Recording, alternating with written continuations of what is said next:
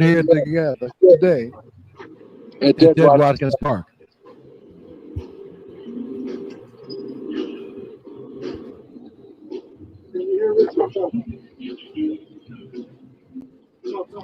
Testing, Testing, testing, testing, testing, testing, testing, testing, testing, testing, testing. testing. Live Live from from Dead Dead Watkins Watkins Park, Park, Watts, Watts, California. California. The The historic historic Juneteenth Juneteenth celebration celebration has now become a Jubilee. jubilee. It's a national holiday in the United States of America. All but one state has ratified the president and the will of Congress. But what does it mean to our people? What does it mean to the world? Terrence, can you hear me?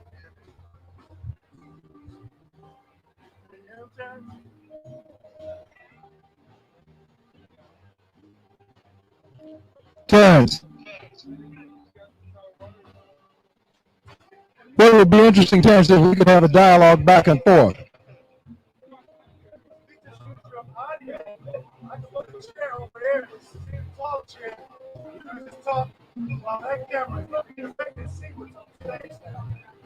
Okay. Yeah, testing, testing, testing. I can hear my voice, yes. It's a lag about a minute and a half, about a second and a half.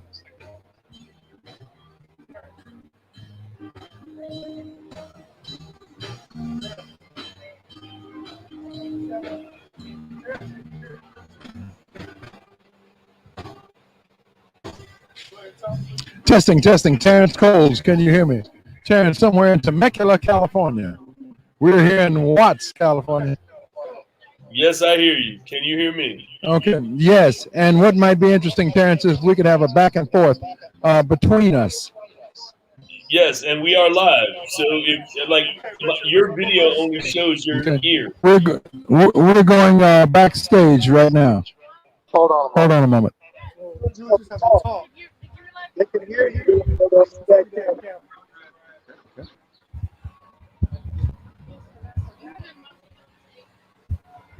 Coming to you live, Watts, California. Juneteenth celebration is no longer a celebration, it's now a jubilee.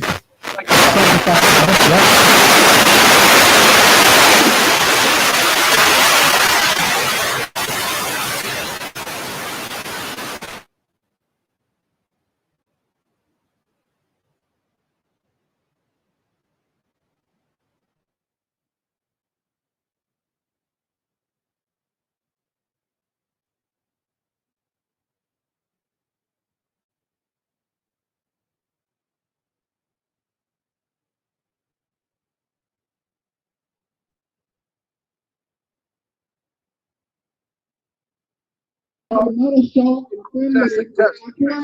The party was actually going to be and she is going to go to the inside in 5-10 minutes. Okay? Thank you, everybody. Thank you. Thank you, everybody. Thank you, Khalid. Thank you, Steve. Thank you, Studio Los Angeles.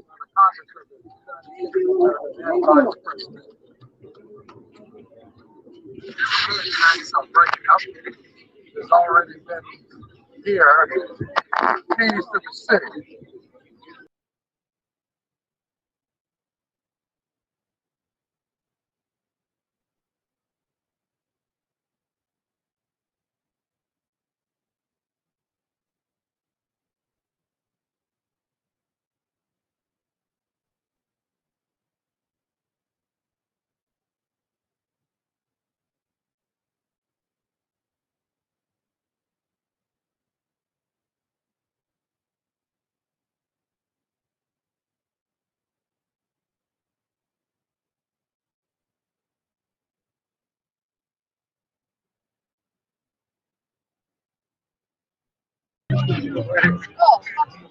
If you stick with there.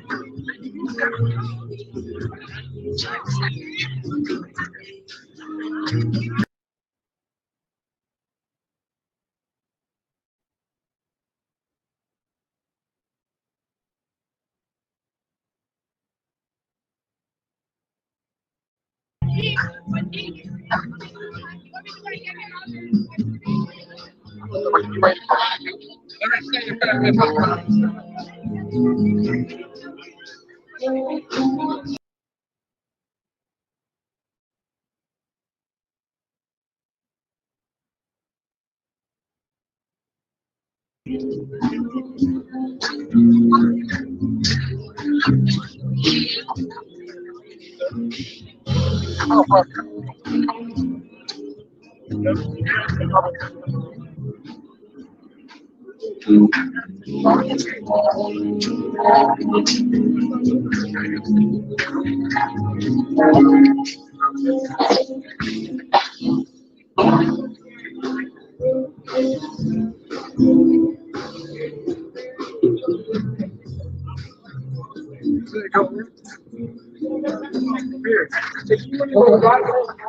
relaxed? Nick, take this on and you can sit. Okay, cool. So where is New York? Yeah, see what you're talking about.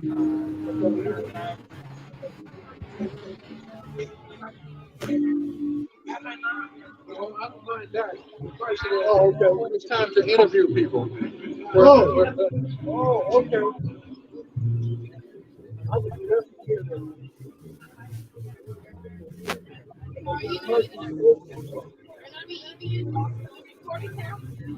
That's how I have to hear it.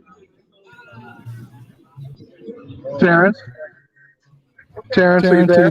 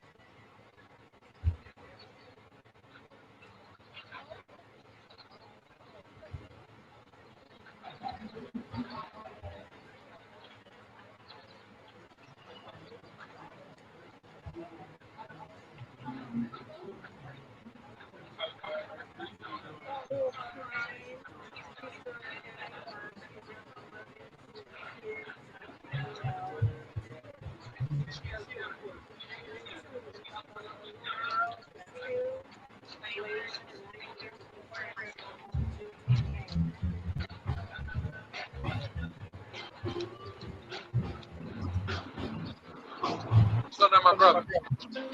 I don't know steak. I mean, I know it looks like. I don't know what it's. That's a good question. I know it does. From what I've heard, it's kind of like food drives and works with the community. And I find out he should. I think his thing is with big ones. I think right here. Oh, okay, okay. Oh, I see.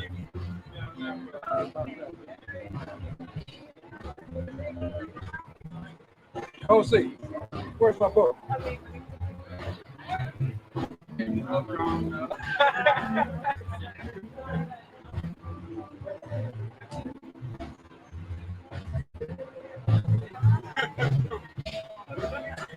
You guys just see my book around here. No book. Yeah. I might have left it out front.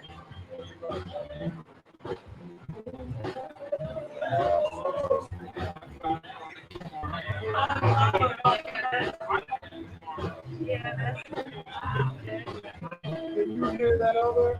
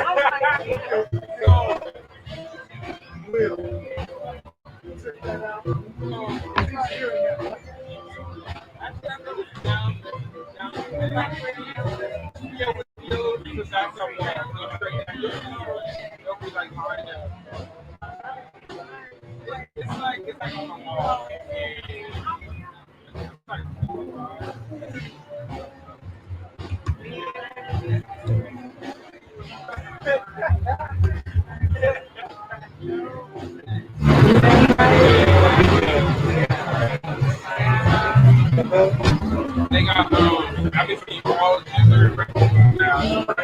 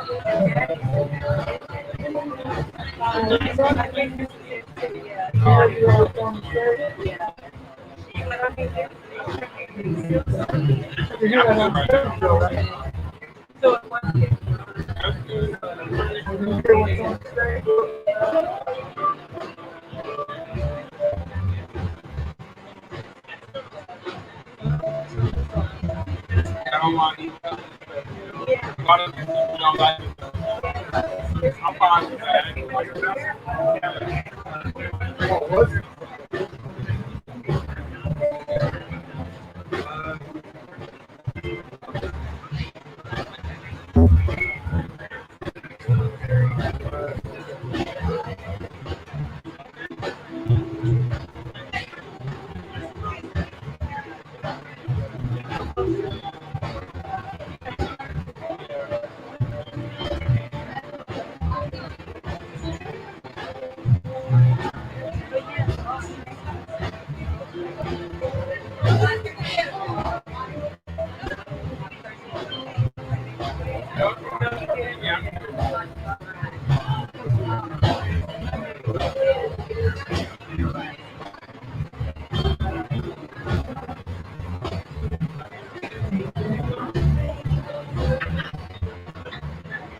Oh,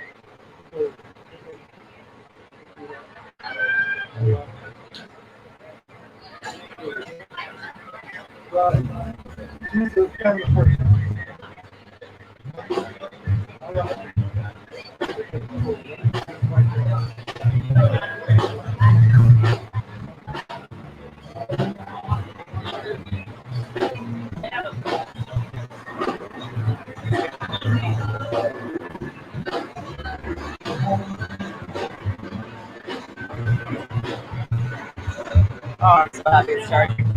I was like, we're definitely gonna do it. Where are you?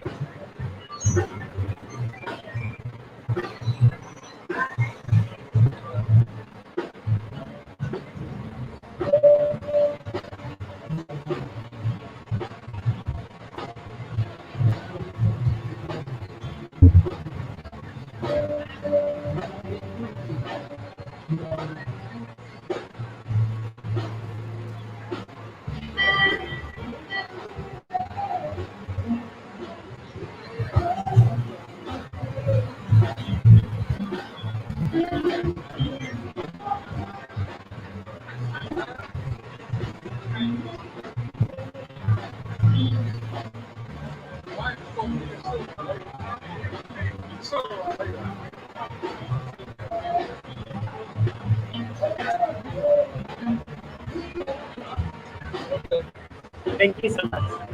You're the best.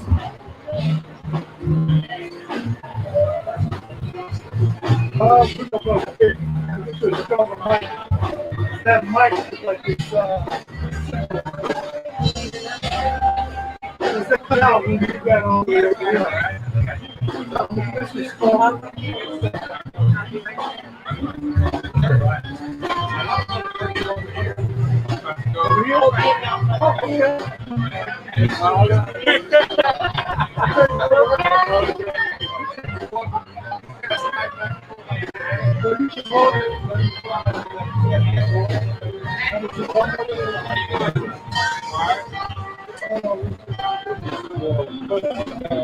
I got all these songs down there.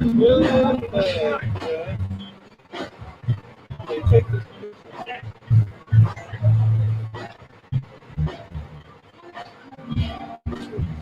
Take a picture. Okay, yeah. You got a better phone.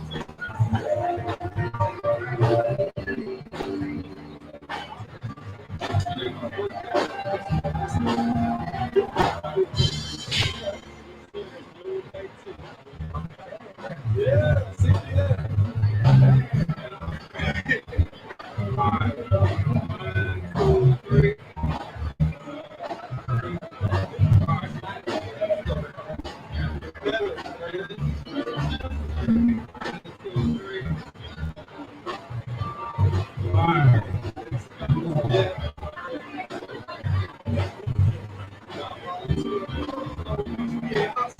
Okay.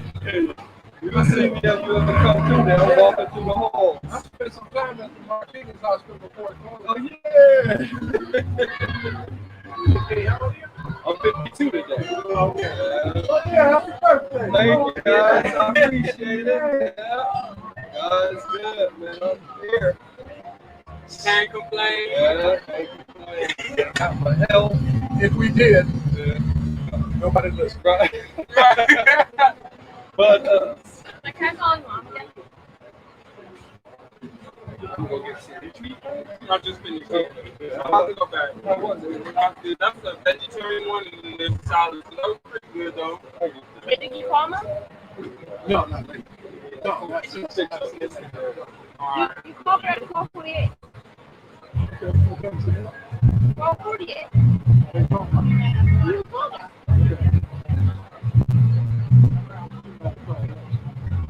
Now it's 6:00.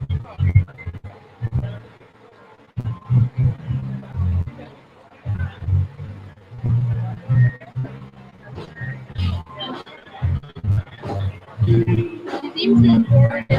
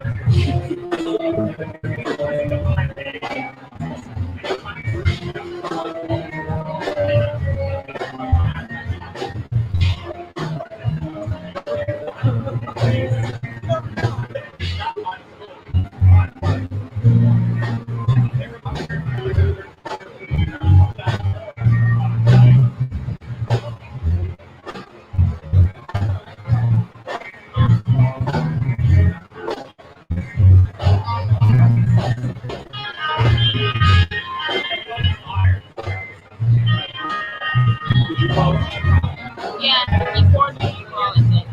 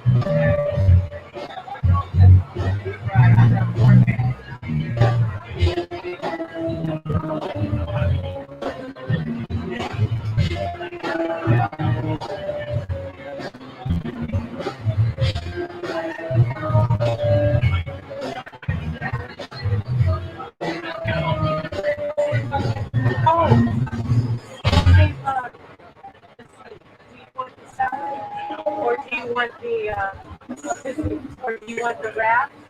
Waffle wrap? Salad? Oh, okay. Let's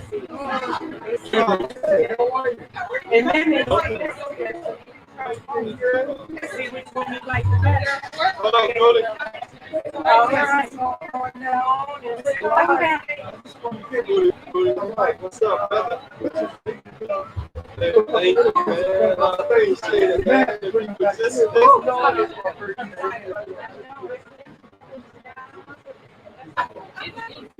In the water, in the drink.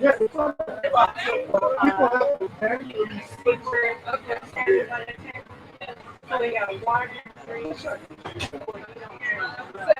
soda. You know, Can you switch to I mean, I wanted to drink.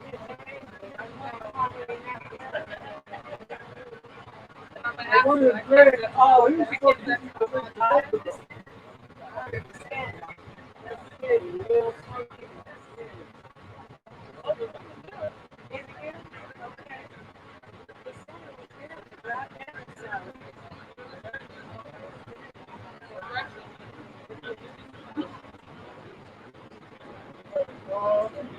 so which one is that like that? Let's try it.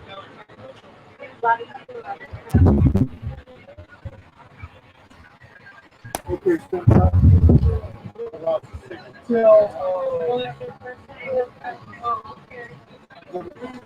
it's got. I don't think Nick is going to turn the camera on. It's on the timer. Tell him to quit. Stand by.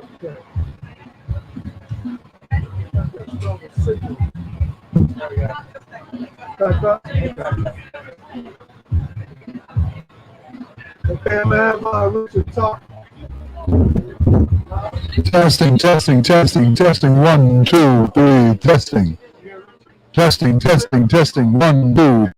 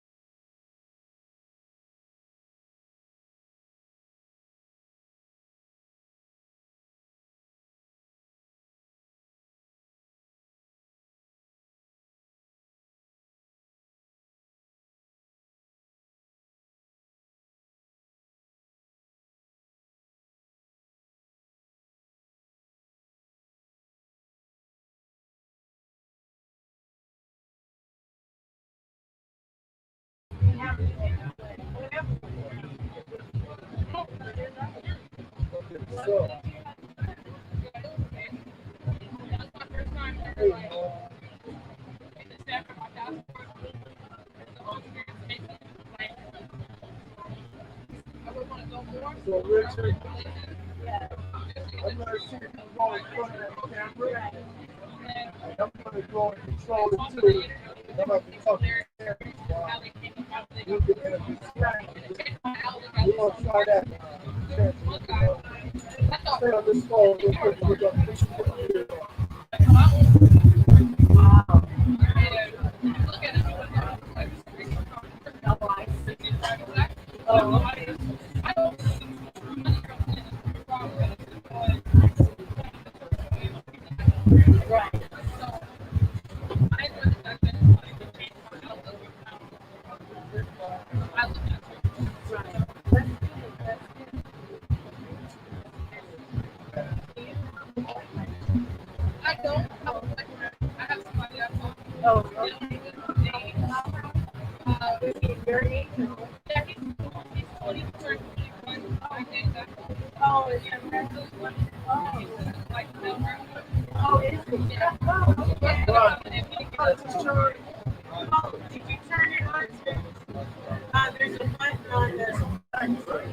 Yeah, it sticks to the back right like this.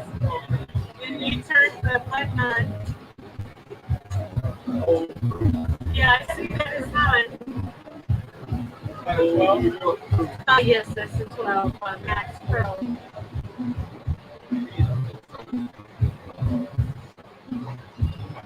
Oh, that's good. That's good.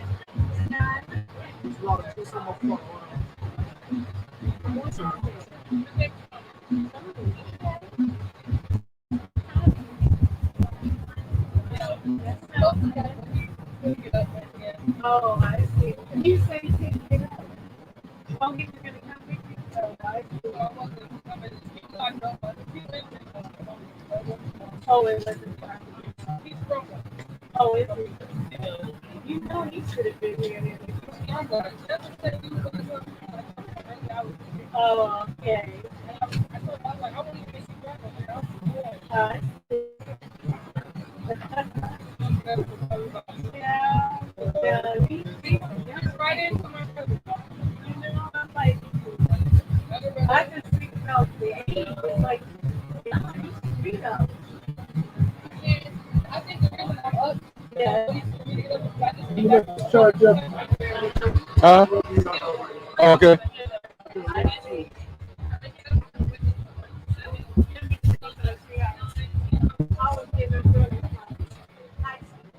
So that just carried right over to my soul.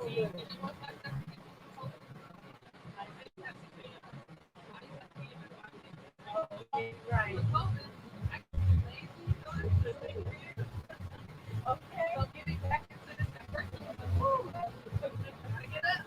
Right, right. I heard that.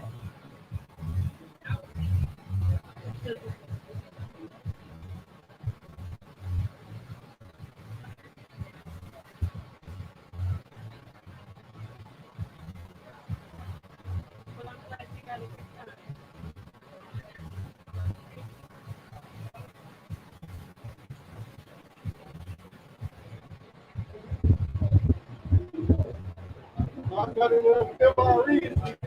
Oh man.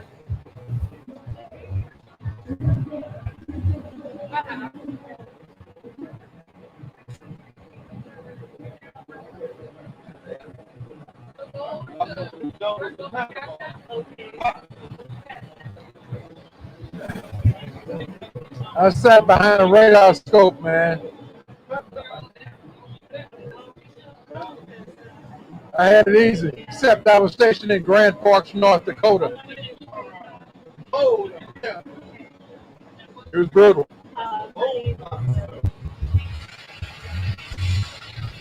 You had to be 17, 19 years old to handle it.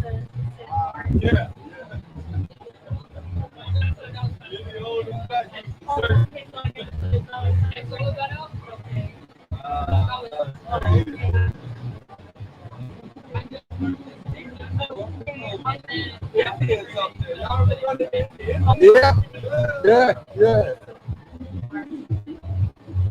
But what you'll remember is that cold.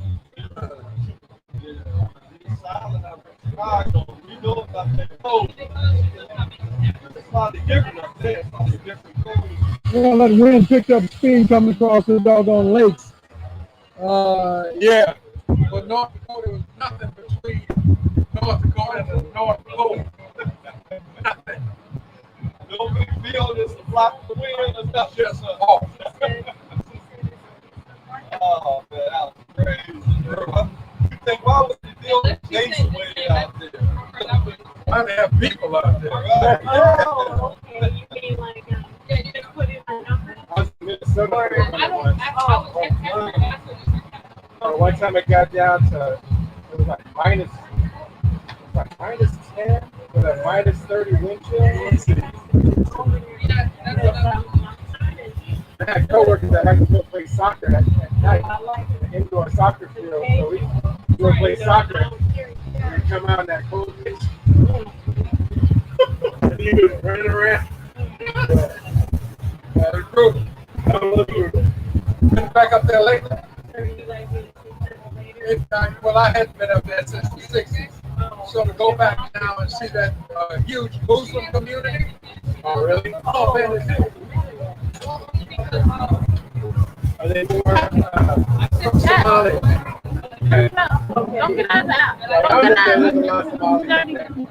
Hey. So we wait for Sal's phone charge up here.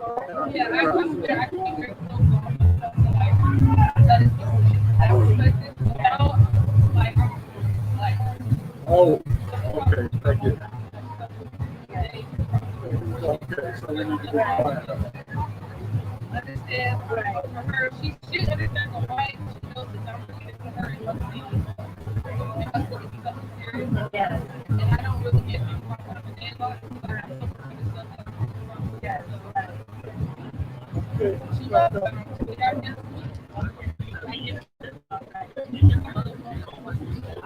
Got it.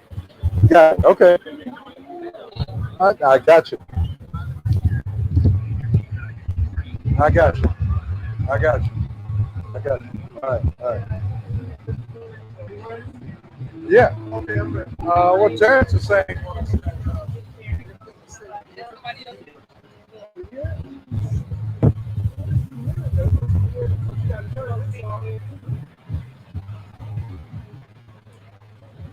So at least we need to be on top.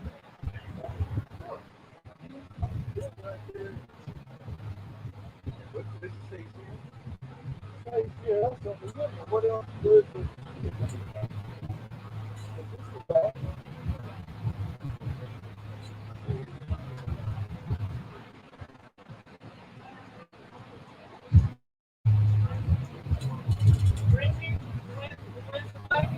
else?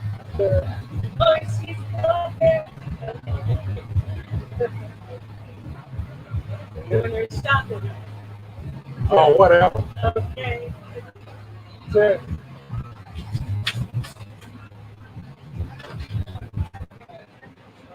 so this is Juneteenth. Going on around the country.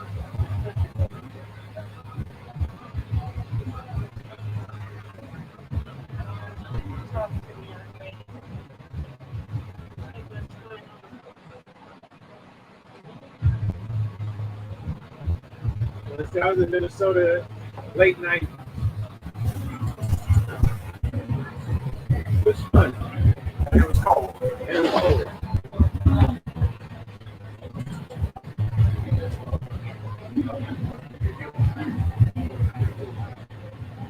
How many cities across California you think Juneteenth celebration is happening? That's a good question. Oh, no, that's fine. Thank you. I mean, it didn't start picking up in popularity until more recent. No,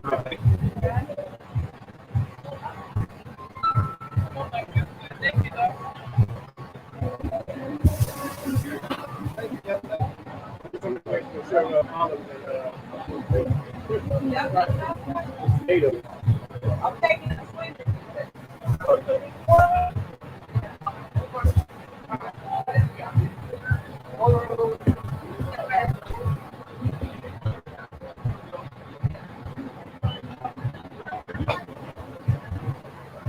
I used to work in the city I lived with. They had a Juneteenth every year. Wow, Linwood, really?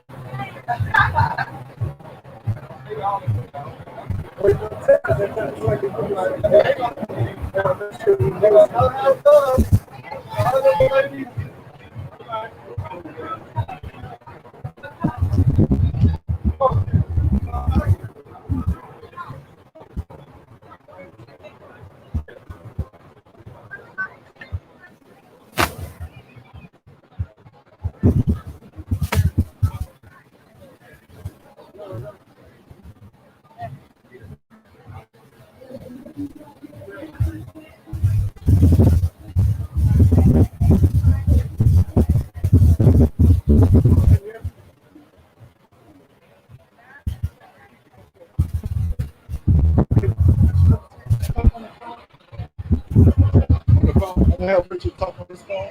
No, talk on this mic. Testing, testing, testing. 1, 2, 3. Testing. 1, 2, 3. Getting my voice together. Testing. 1, 2.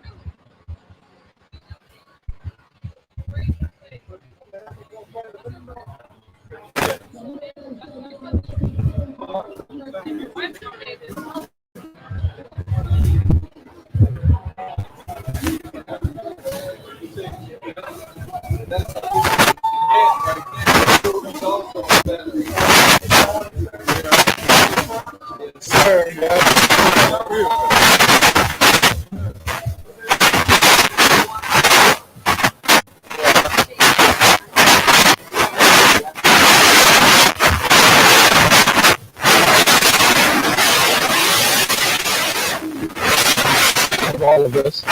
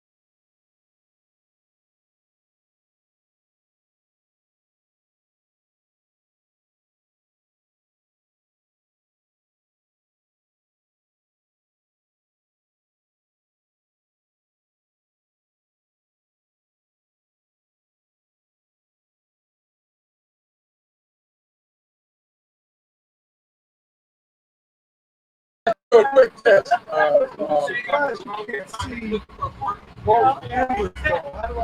Can you do multiple?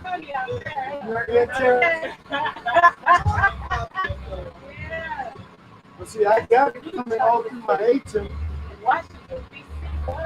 I got multiple.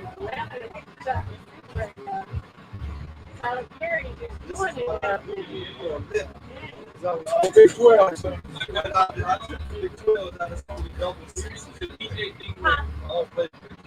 I don't even. So my son just 8 hours, 7 hours. Let's go back and forth. Hey, Ken, you got Moses' number? Yeah. Can you call her? Let her know that we need to interview leads. Something like this. So you can start with your son. Let's take, hey, Scott. We're going to go to you real quick. So let's sit over here. Oh, you got more?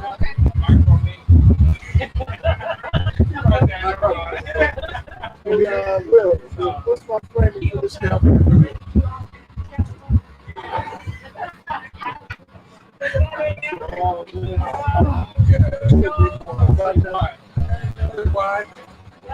It's cool, just do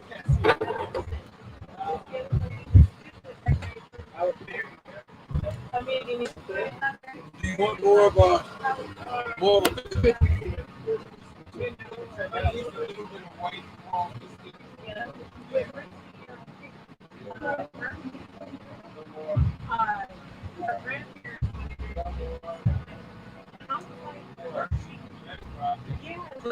just to test things out.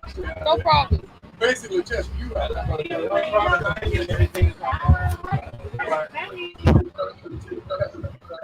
We'll be back for more from Ted Williams Park, live with Richard Gant. We'll be back for more from Ted Williams Park, live with Richard Testing, testing, testing, testing, testing. My dear, Sky. now what's going to happen is I'll ask you a question. Okay.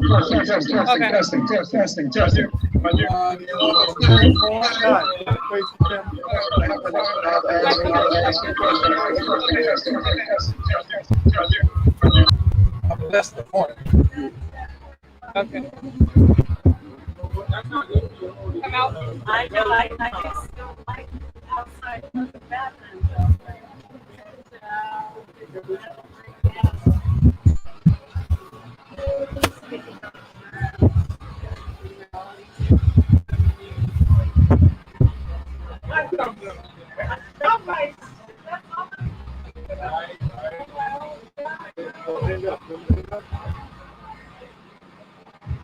Here's you. You're live now. Please, madam, please tell me your name. Sky. Sky, we're gathered here today at historic Watts area of Los Angeles, celebrating Juneteenth. Juneteenth, as of today, is a jubilee. It's more of that kind of celebration since it's been sanctified and authorized by the Congress of the United States and our dear president. Now, people have been celebrating Juneteenth for almost 150 years. Being a young person, how much of that history do you know? Well, my mother was very much made sure that she educated us on what Juneteenth was and why it was important.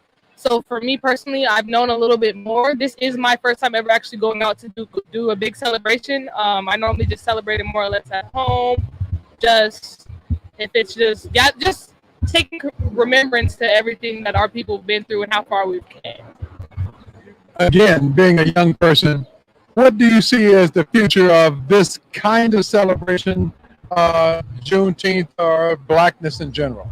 For Juneteenth, I feel like this is only a beginning. This was a small step to a much greater and bigger plan that our people have, and that our younger generation, especially with everything from the Black Lives Matter and everything that's gone on during this past year of COVID, our young people are tired of a lot of things and would like a lot of change to come. And I feel like with this Juneteenth now being a federal holiday, it's going to bring about a greater amount of change and a greater amount of progression and being able to have other doors opened and other avenues to advocate for what we believe is right and what should be done. For a lot of us, the notion of a renaissance, an African renaissance, means everything. And to those same people that I associate with at any rate,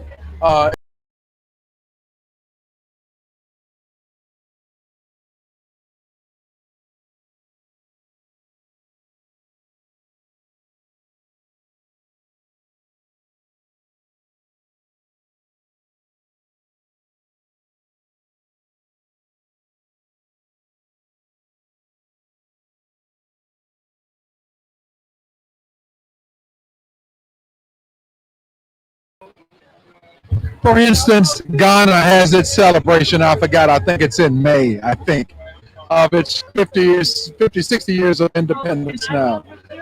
Should our independence join with theirs, at least in spirit, some kind of a way? In spirit, definitely. I definitely feel it should join in spirit.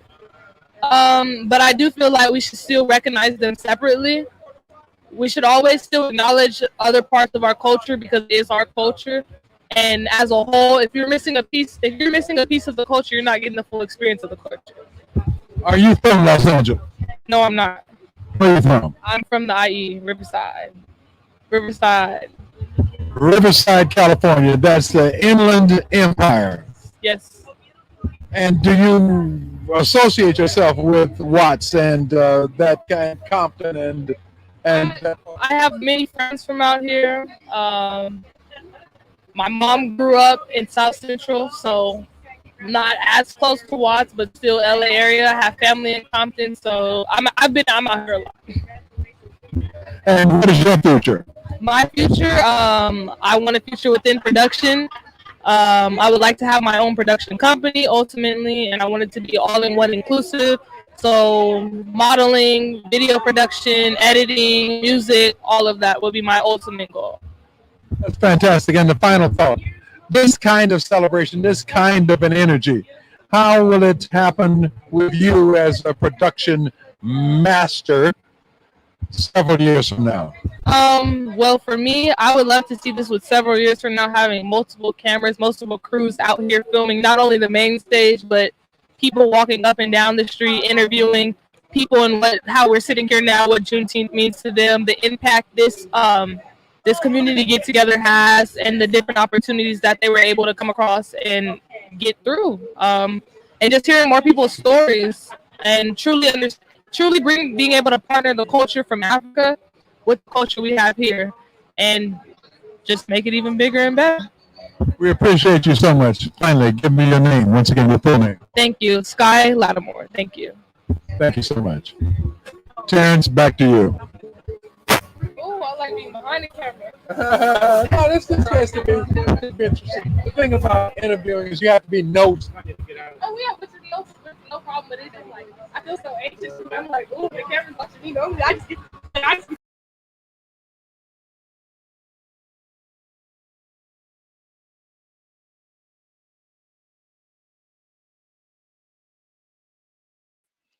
Live from Juneteenth 2021. That's live from Watts, California. We'll be right back with more. With the Pan-Africanist Digital Solutions Juneteenth 2021 broadcast live from Ted Watkins Park in Watts, California.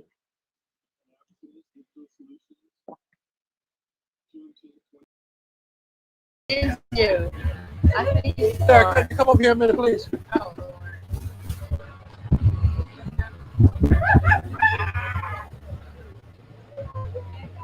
Aren't you a comedian guy or actor? I'm an actor. He's a comedian. I remember you. Do I look like a comedian to you? Yes. Oh, damn. What are we doing?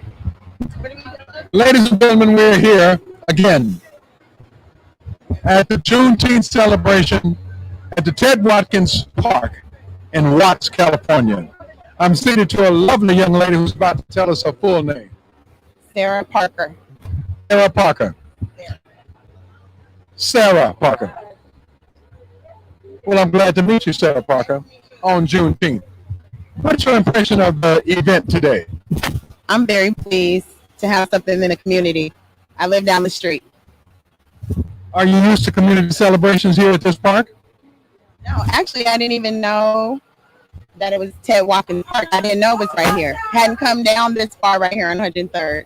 I know about 103rd and Compton Avenue, Kenneth Hahn Center and all that, but I haven't ever been to any celebrations here. It's very nice. Are you from this area? Compton, born and raised, still live, bought my home here. Like literally, Compton Avenue turns into my street. Well, I know that you might be a little young for this, but 103rd Street means something. Just the title, 103rd Street, means something to those of us who are a little bit older. Okay. There was something called the 103rd Street Watts Rhythm Band. Do you remember that? No, I didn't. No, I don't. Ah, I'm giving my age. Think. Juneteenth. There are celebrations all up and down California. Do you think that this is a bigger one because it's been sanctified and commemorated and authorized by our Congress and the President? I'm not sure if that's the reason for it. I think we just wanted a time where we can express ourselves. And I was just speaking to my mother about the Juneteenth is when we found out that we were free. It wasn't when we were freed. So it still has another twist to it. But we're just celebrating like we're still here. It has several other twists to it. For instance, when those folks in Galveston, Texas, finally found out on Juneteenth, June 19th, that they were free a year and a half after the President Lincoln had decreed slaves to be freed. The Emancipation Proclamation still didn't happen for another 13 months till the secession ended of all of the fighting from the Civil War. So it's a very interesting time. It's a time for our independence. Do you think that our independence should be known to our brothers and sisters in Africa and in the diaspora? Is it meaningful? It's very meaningful for us to know that we can be independent. I guess that's the point, that we can be independent. I heard once that slaves who were newly freed had to find out how to be free. So maybe that speaks to what you were talking about. Exactly. We don't even know. Some didn't even know they were still enslaved, or didn't know how to, like you're saying, or chose to just stay, just because it's more comfortable. We have to get out of our comfort zone. We got to help each other. We got to get together. And it's not just to say it now. I'm done with the talking about it. It's what are we going to do? How are we going to help our homeless? How are we going to help our children, our kids, our community? What's going to happen? What's happening? What are we each doing? My dear, we so appreciate you. Once again, for the camera, your name? Sarah Parker. We go to church on 114th and Central, so I am a local girl. Thank you. Thank you so much. Thank you. Have a good day.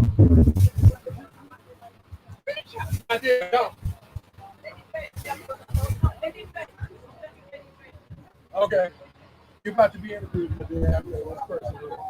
All right. No, I didn't. You haven't spoken to my son. You're still alive. Still alive? Yes. Still alive. Madame, please come. Lady Blackison has CNN. She's from Madagascar. Hey now. My dear, I am fine. Please, for the camera, please introduce yourself. Oh my goodness. Hello, my name is Lady Deb. And I understand that you recently had your DNA test done and that you're from Madagascar. Wow. How exciting is that? Well, now you're going to have to do some more research, aren't you? Definitely. To find out how that happened, that kind of. And she's the reason. Mother, she set me up and had my DNA testing done for me. And I haven't been the same. Oh, I'm sorry. Oh, hold it closer. Is that close enough? That's certainly close enough. I think that's exciting though, trying to find someone who is from whose DNA reaches as far back as Madagascar.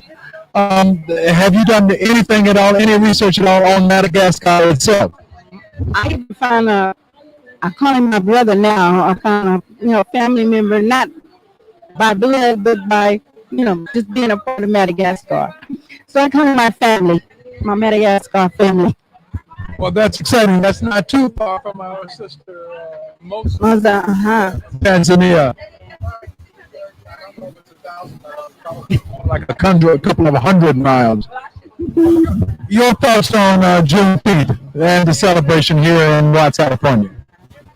I'm so happy for this because it brings us together, because most of us don't even know about our own history. So, and it's sad that somebody else has to tell us about our history, but at least we have somebody about our history. I'm just so happy and elated right now, and I'm touched, and I feel like my ancestors are touching my little heart. I want to be a part of the movement. I sing reggae music. Love is what I do. Yes, I think that's all exciting.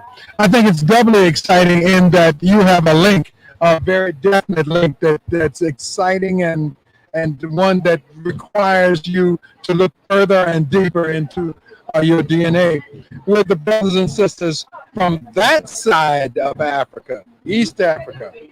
Wow. Well, we must figure out how you're going to get to Madagascar. yes, we must. We got to work on that.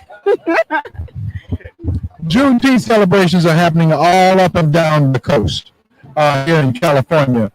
I imagine the one here in Watts has been going on for 8, 10, 12 years. Oh, I'm not really sure, but I'm so glad to be here today. Thank you, thank you, thank you, thank you so much. No, no, no, no, it absolutely isn't. And how long have you known Miss Moslem Masjiri? Maybe about 4 or 5 years now. Yes. She's an exciting presence from Tanzania. She has done a lot of work in diasporian relations. She worked at the UN for a while when she was in New York, and she's brought that energy here. So we're also very excited about her company. What is it? Black Lives? No, Black. I better ask her before I mess that up. Again, thank you so much. You've been a delight and a pleasure. Thank you so much, and have a wonderful and happy Father's Day. Thank you so much. Bye-bye. Thank you. Well, if that was exciting.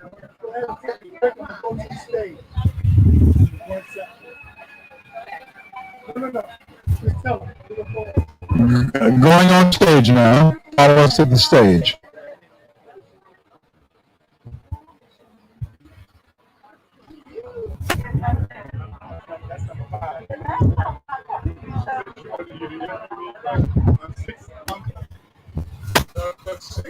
Okay. Yeah. Have a seat. Well, I mean, she just got to interview me, but I don't know why. Anyway. We're on stage right now. Okay. We're going to interview him, but we're on stage right now. Then we're going to come back here and get interviewed. Yeah. Either way. I have to grab something to eat. Okay. So we can get together. Yeah, grab something to eat. Okay, good. I'll come back.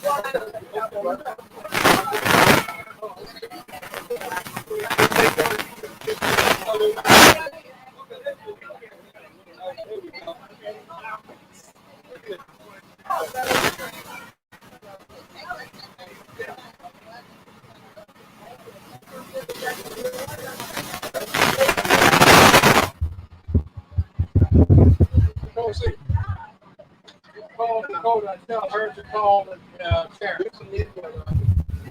I said, do you need me? Or the mother will say that I need to talk to you. Let me get you interviewed. I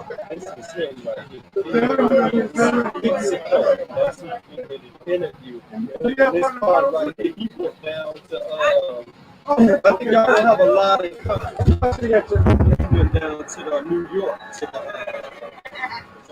We went down to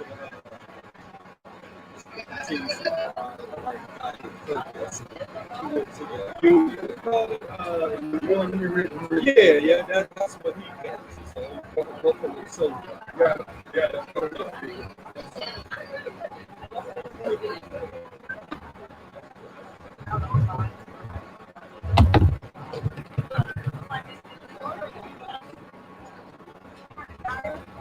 Hey, Nick, can you hear me?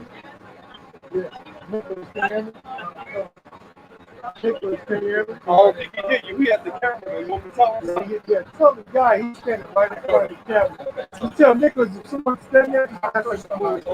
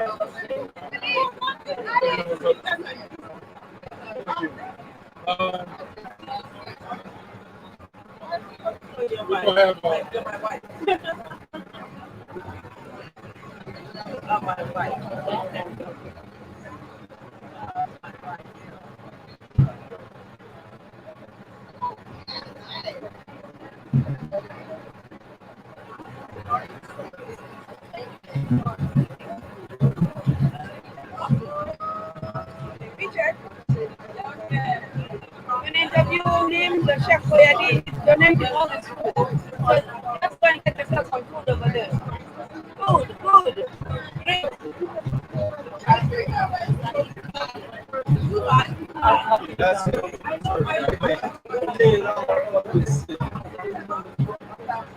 Oh, Bridget? Yeah. Yeah. Yeah. He's a Buffalo soldier. Original.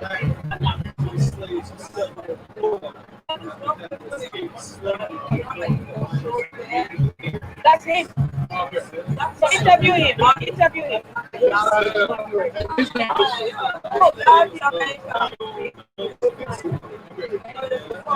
Thank you.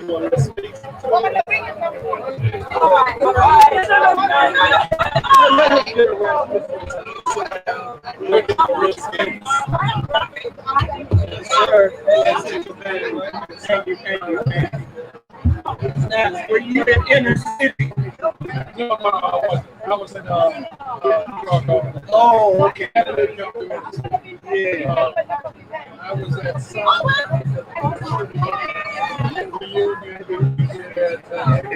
hey, hold it there. Okay.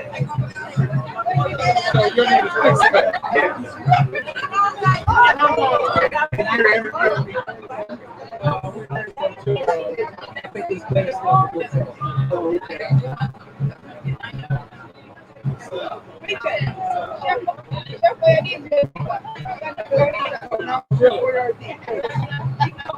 He knows you by his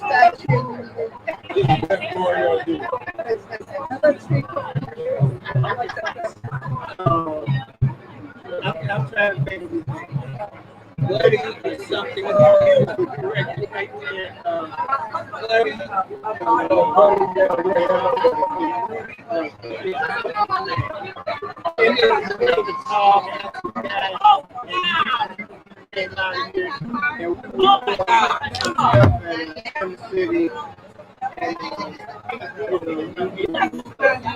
Okay, let's go ahead and interview. Finally coming back to you backstage at the Ted Watkins Park Juneteenth celebration. In front of us now we have the Buffalo Soldier descendant. Please, for the camera, please tell us your name. Oh, we're about to change him, to turn him around a little bit.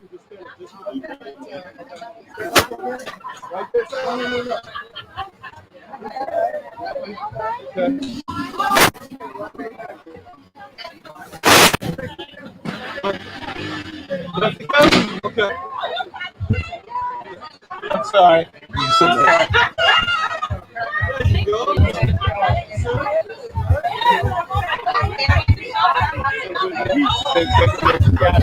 Right, amidst all the confusion, we're back. Backstage at the Ted Watkins Park Juneteenth celebration, June 19th, 2021. For the camera, please introduce yourself. I am Trooper Phil Fixico, representing the Greater Los Angeles chapter of the Buffalo Soldiers, 17-year member. And I'm a member because I am a descendant of the Seminole Negro Indian Scouts related to that group, and that's why I'm in. And your Seminole relations, did they stay in Florida or did they move to Oklahoma? Oh no, that is you're very knowledgeable and intelligent to ask that question. No, my ancestors were both the Seminole Indians and also the Seminole Maroons. They fought in the Second Seminole War. They fought all what was called the Negro Wars, and that would have been the Patriot War, the First and Second Seminole War. And during that Second Seminole War, they actually won their freedom to go to Indian Territory under the first Emancipation Proclamation that the Second Emancipation Proclamation was based on. So they went to Florida. And some of them, to carry it on, after they went back on that executive battlefield legislation, and they came in during the 1850 Fugitive Slave Act, a couple of hundred of them, they had to escape the United States and go to Mexico. And I have these relatives there now, Nacimiento de los Negros in Mexico. Ladies and gentlemen, this is an important interview. The reason being, this gentleman, Mr. Fixico, is a descendant not just of the Seminoles in Florida, but those slaves who ran to Florida to escape slavery. Even though they were slaves of the Seminoles, they were treated entirely different from how slaves were treated in the rest of the South. To the point when they finally moved to Indian Territory in Oklahoma, the primary go-betweens, the primary interpreters were these maroons, these black folks that this gentleman is a relation to. And on top of that, he has relations that left that and ended up in Mexico. And I can't remember the area in Mexico. Nacimiento de los Negros. That means the birth of the Negroes. The birth of the Negroes. This is very exciting. So with all of that kind of history behind you, how do you find the new interpretation by our Congress and by our president saying that this is now a national holiday? Your thoughts on that? I say power to the people, power to the freedom fighters, power to the Underground Railroad, power to all those people who died escaping from slavery, and all those mothers who had to kill their own children, both Indian and the Maroon, to not be captured. And what he's doing, unless we look at those people first, it's a miseducation. That's that's insightful. But there are contradictions, sir. And I, as an interviewer, would be remiss if I didn't bring this up. You celebrate your maroonness. You celebrate the Seminoleness. Yet you carry the vestiges of a Buffalo Soldier. How do you combine the two? I love you. I love the fact that you asked me that question, because I'm about to bring it home. Because there were Indians and there were Indians. Many of the intelligentsia who are black, they say, the Buffalo Soldiers, that was black men killing red men for white men. But you got to remember, let's take it back to the East Coast when they first came in. The indigenous Indians that still had their tribal traditions, they didn't know nothing about slavery or anything. They also didn't know anything about European trade goods that they become addicted to and dominated by. And as such, when the settlers or the colonists, the intruders invoked slavery, they could manipulate them to be slave catchers. So there were slave catchers among the Indians, and they would bring back scalps. Later on, I'll tell you, I put it to you like this. After the Revolutionary War, Jefferson, Washington, and Henry Knox say, we got a country. What are we going to do about the Indian problem? And Jefferson say, well, what are we going to do about the slave problem? We got $4 million worth of slaves down in Florida. So how are we going to handle the Indians? Too expensive to kill them. I know, let's civilize them. And the civilization process, the Department of Civilization was in the War Department, meaning you either be civilized or you're going to die. You either stop running and hunting and start farming and use slaves. And so during the Civil War, all 5 of the so-called civilized tribes dropped their treaty with the United States and fought for the Confederacy. Yeah. How do you explain that? I explain it because they had bought into the program of civilization. They had been coerced. You talking about Andrew Jackson, you talking about Benjamin Hawkins, you talking about those who had used the Indians as allied troops to fight the British and to fight the Spanish even.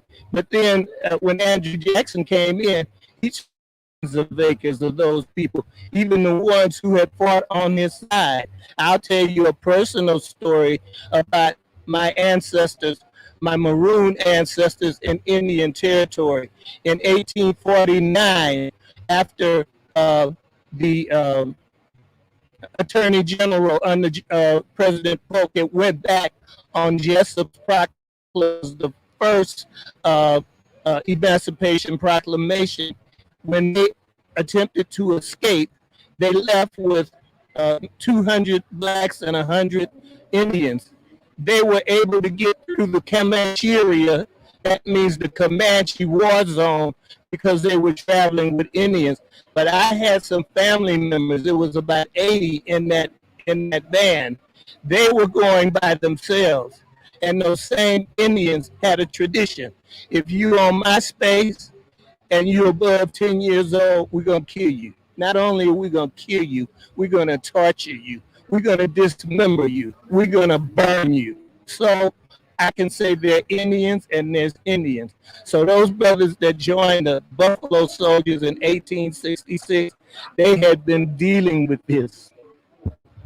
Okay. So let me ask you a question. Do you think the Trail of Tears has been commemorated as it should be in your mind? The Trail of Tears is bunk. The Trail of Tears is bunk for Seminole Maroons for this. They did not go on the Trail of Tears. They didn't walk across the United States because it had been determined that they were too dangerous to go through slave territory. They were brought to Tampa, and in the first treaty under the Articles of Capitulation, General Jessup, who captured Osceola, what his policy was to capture the Seminoles when they came in under flag of truce. And that meant they had no military honor to do this. And so in order to, the alliance between those two was so strong, the Maroons and the Indians, the United States told the blacks, if you stop fighting and go to Indian territory, we'll let you go. That was the first Emancipation Proclamation. But they wouldn't let them walk across the land. They put them on ships in Tampa and sent them to New Orleans. Once they got to New Orleans, they went up the Mississippi River and then on to Indian territory from there. So the Trail of Tears, what we are proud of is the Trail of Blood on Ice. The Trail of Blood on Ice occurred in November, December 1861. That's when the Maroons and the loyal Indians that was loyal to the Union fought the Confederate whites and the Confederate Indians, and they had to run in a blizzard into Kansas, and it was bloody footprints all the way from there. We respect the Trail of Blood on Ice. The Trail of Blood on Ice. I would like more information on that. I appreciate that so much. So here we are, Juneteenth. In your mind, we just talked about the blood on ice. What other kinds of commemorations need to be remembered, perhaps during this time? Okay, well, I'm also a descendant of Fort Negro. Fort Negro. That was in October of 2016.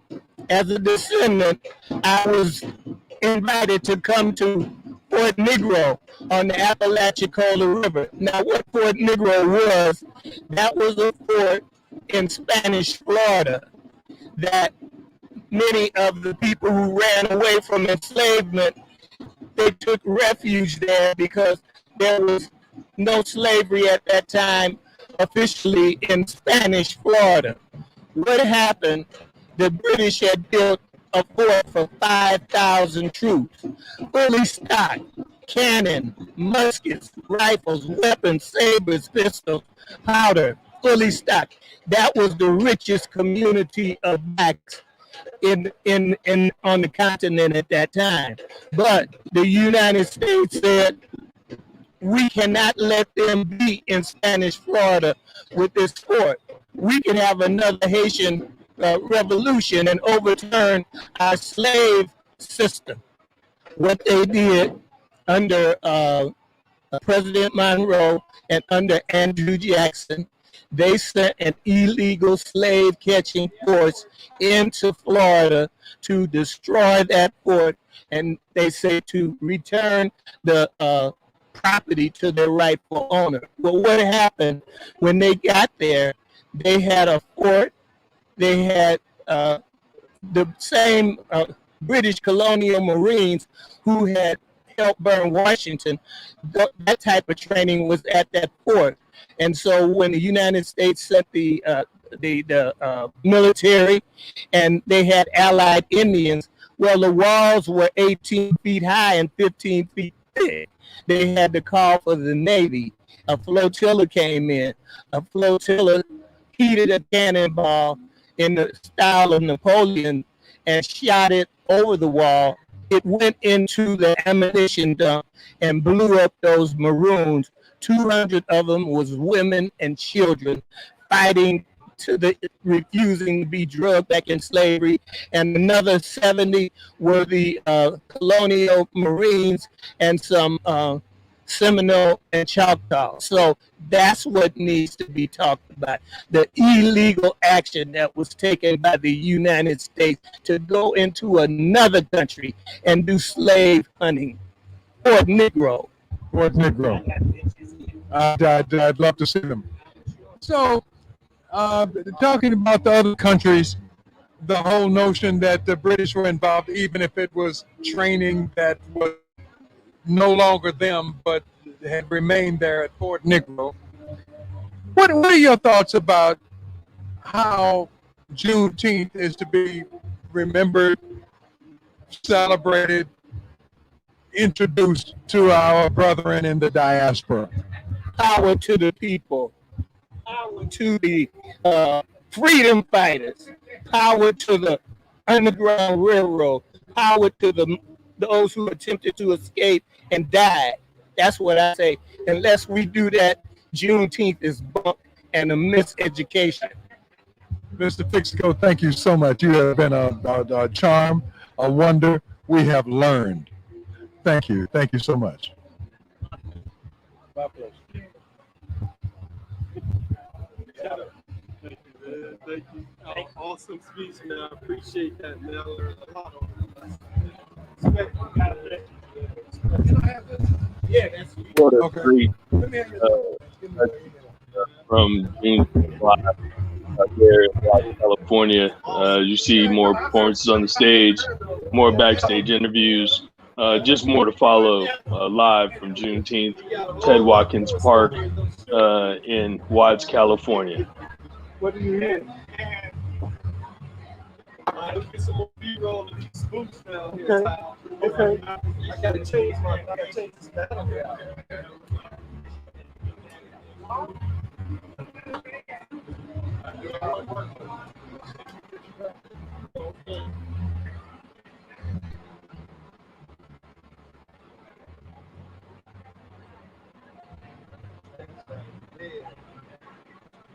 Is that other stinger not working? All right.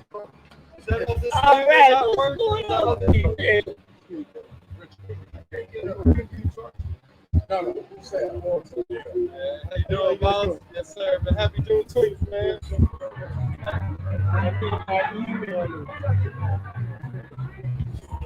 Okay,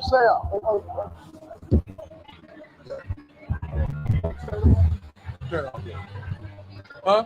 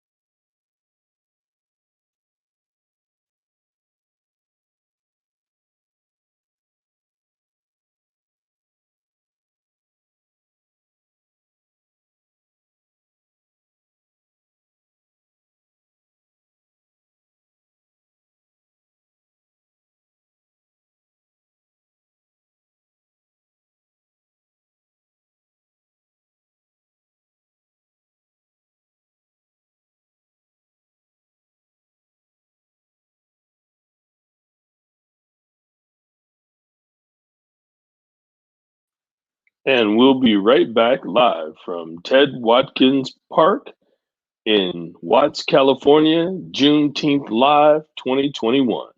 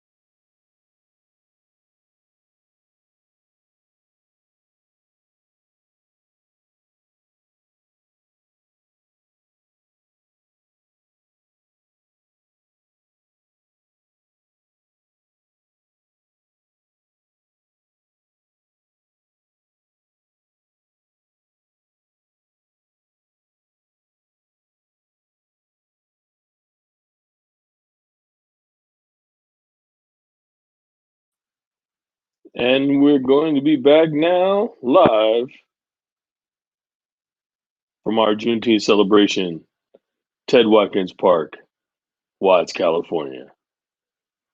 Enjoy.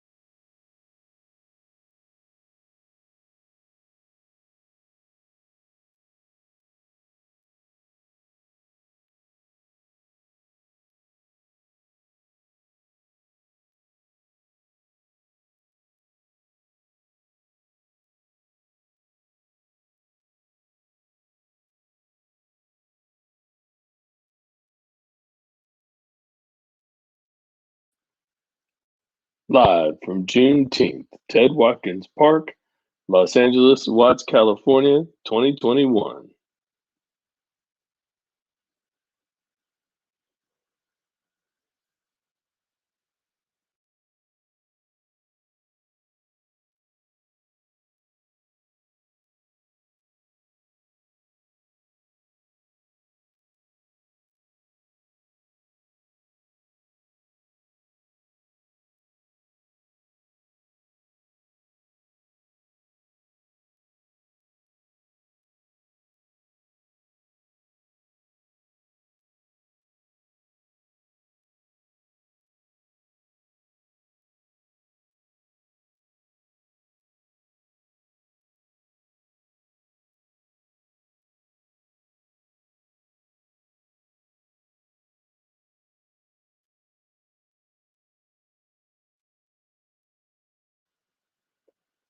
Always love to see the kids on Juneteenth. Live from Ted Watkins Park, Watts, California. And we're back with Richard Gant. And he should be on in just a second here. We're back after that exciting interview from Mr. Fixico. I think it was a modeling number that was on stage. At any rate, here we are. Sir, can you introduce yourself to the camera so I don't make a mistake? Okay. My name is Khalid Malik Salam. I play with the band called Unity and Sounds. You know, my history is that I've been around Watts, Los Angeles in the art scene. I helped Babu with the first Pan-African Film Festival, been to Burkina, and try to share and keep that going. And I'm just trying to keep the culture alive, you know, and honor our day, Juneteenth, and remind everybody that we all are connected and that reparations are due here in America and on the continent. Well, there you are. So are you from, where are you from? Where did you grow up? I actually grew up in Watts, Compton, LA, right? So I actually am a native of Watts. I spoke to a guest earlier, and I asked him if they had ever heard of the 103rd Street Watts Rhythm Band. Right, you can't be, if you're from Watts, you have to know who he is. Well, but then I heard the brother on stage, your son, yes, talking about the Watts Black Writers Workshop. Okay, that was O'Shea. O'Shea also grew up here in Watts. He's a poet and writer, you know, so he met I performed with him, and we've been doing that along with the Watts Prophets and those who are in the art scene, John R. Bridge, the Watts Towers, all of these things that have been going on for years. We've all participated in keeping the arts alive, having some conscience in the art, cultivating our talents, and being able to connect with the continent and around the world, because we are multiplicit people who are people of the earth. There you are. There you are. So do you think this Juneteenth festival can ever reach the heights of the Watts Festival? Certainly, it has the potential, and the youth have embraced it, and now it's official. So it's a matter of the input and people stepping up and going on and sharing their creativity, their communication, their understanding, and the love that they share for one another. But the emotion of the Watts festivals had to do with the Watts riots and the Watts Rebellion. And so do you think that this emotion is comparable to that, surpasses it? What are your thoughts? Building blocks, because we've been struggling and resisting ever since we came to the shores of America. So every festival that has a central space of consciousness for Black folks, for African people, those things have to be accentuated and grown, because when our folks see those examples, that gives them empowerment, enlightenment, and it shows them the potentialities of what they can do in this moment, in this time. In this moment, in this time. When you were in Burkina Faso, I know when I first traveled to Africa, I had my whole notions of being African American and what that meant. And at one time I was told that having done the Middle Passage, that makes you the best Black man on the face of this earth, all of that. And I thought that until I got to Africa. What were your thoughts when you first stepped foot on the shores of Ouagadougou? Well, I came through car before I got there. We're on that flight to get to Ouagadougou. Let me say this, is that if you are a Black person, a descendant of the enslaved here who were born in America, who didn't have a connection, you go through Gorée Island and you stand in the slave dungeons, in the slave house, and then you go to Gorée with the upright people, then you know where we came from. See, it's the connection, because a lot of people have been disconnected from their language, you know, from their heritage and their understanding of history and where we have come from. So I was able to say, now it's not an abstraction. This is the reality of who we are. And we are from that same lineage. And we can claim the continent because our people come from all over the continent who were brought here to the West, to North and South America, to the United States, to the Caribbean. These are our people who have raised and built all of the wealth of this Western world. So then are you one of those folks, and I count myself amongst them, that believe that an African Renaissance can only come about when the diaspora itself is involved in that struggle, bringing its resources and whatever else it has to bring in order to help? Your thoughts? It's due. That's an obligation that the continent has for all of us who are in the West. Because remember, through your hands, we are here because the Europeans who came in enslaved us for whatever reasons that people thought it was expedient to do trading with them of that black gold, which is our bodies, our intelligence, our energies, our toil. This is the results of it. So yes, we should come together. We should bring our resources, our intellectual properties, and come to our historical cultural greatness. Cultural historic greatness. So my brother, when you walked into that Pan-Africanism and in Ouagadougou, how did you feel? Your thoughts? Well, I came there and it's the land of the upright people. So those are our people, and they welcomed me and embraced me as family. I went to people's houses in the neighborhood, went and prayed out in the street when they shut down for the mosque for people to do prayer during the middle of the day. There is a cultural difference because when we're there, we are the ocean and the others are the dot. In America, the others are the ocean and we are the dot. So we have to collectively come together, join our strength so that we can leverage our power to rise and have strength and authority. Strength and authority in the arts. What were your thoughts once you went to the villages, the city, to see the drumming as it was in the village? The drumming, Once again, rhythm is part of the pulse of our lives. It's in our DNA. And you see the lineage of drumming as it's done from the continent and how it's integral to the communication on the continent and the spirit and the ancestors. So all of these things are one, and it's passed on to this very moment. It's never been broken except for when we were enslaved.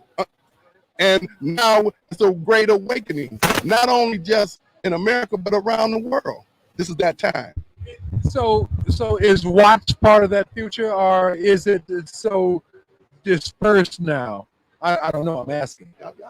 Watts gonna always be a part of it because this was a place where many blacks who lived in the South and the West and East migrated for opportunity when there was Jim Crow segregation and separation and redlining and all of these things. This was one of the only neighborhoods that blacks could even live in. So this is part of the legacy. Even though people have elevated their lifestyles and maybe their economic standing for the elders, this is a place which was a bedrock for us to build. And so even though people have dispersed, we all must come back to this place and recognize and support those who are still here and make sure that they have the opportunities that they can have a life that is complementary and just like anybody who's the highest of humanity. My brother, thank you so much. I think you've put everything in its proper perspective. Again, thank you. Okay. Love out to all of my family out there. My family out there, come and survive. Assalamu alaikum. What's up? I love you. On the way. Put it together. Bring us home. And we can do what we need to do. Thank you, my brother, so much. Back to the stage.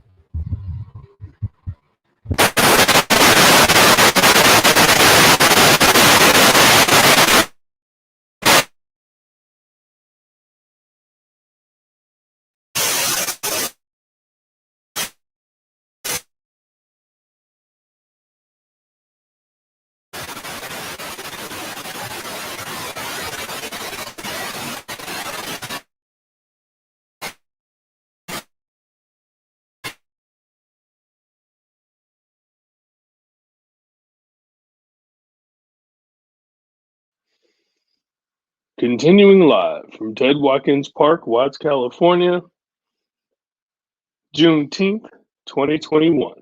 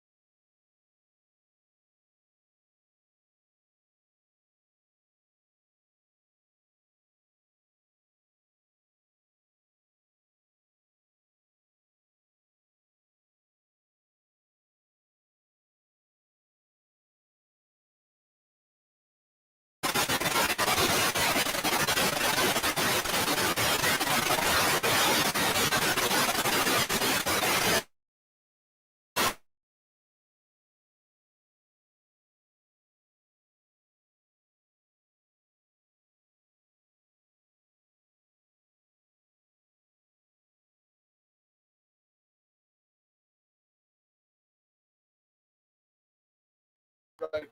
Yeah. Right. Isa. Yeah, he's the designer. Got it. Right, right.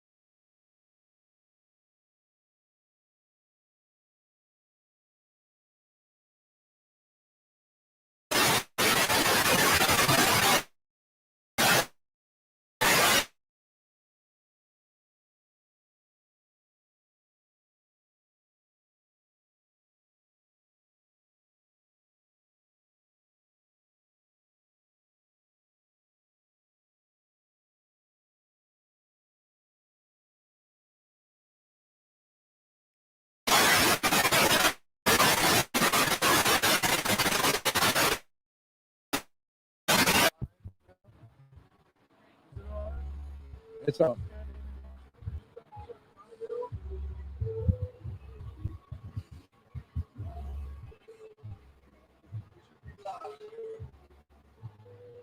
And again,